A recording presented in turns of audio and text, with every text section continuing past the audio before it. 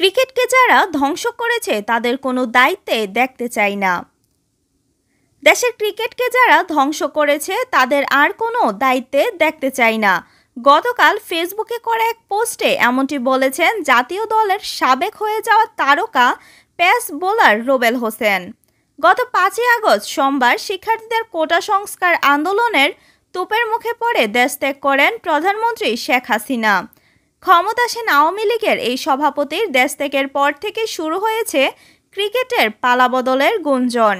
গতকাল মঙ্গলবার নিজের ভেরিফাইড ফেসবুক এক পোস্টে রুবেল হোসেন লিখেছেন, গত কয়েক বছরে দেশের ক্রিকেটকে ধ্বংস করার নেপথ্যে থাকা ব্যক্তিরা দেখলাম বলতেছে দেশে সুশাসন চায়।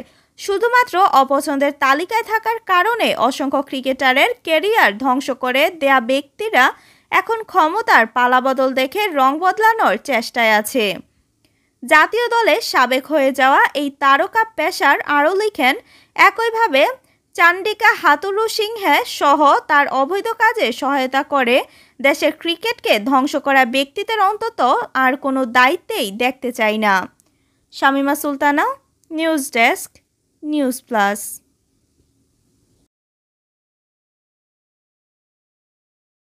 সাধ্যের মধ্যে অরিজিনাল ব্যবহৃত ল্যাপটপ কিনুন, নিজের শখ পূরণ করুন। কুমিল্লা কান্দিরপাড়ের খন্দকার হক টাওয়ারের ৪র্থ তলায় অবস্থিত কিং অফ ল্যাপটপ সলিউশনে পাচ্ছেন বিদেশ থেকে আমদানি করা সকল ব্র্যান্ডের অরিজিনাল ল্যাপটপ। স্বল্প দাম আর শতভাগ অরিজিনাল ও গ্যারান্টি ওয়ারেন্টি সহ ল্যাপটপগুলো দেখতে আজই চলে আসুন।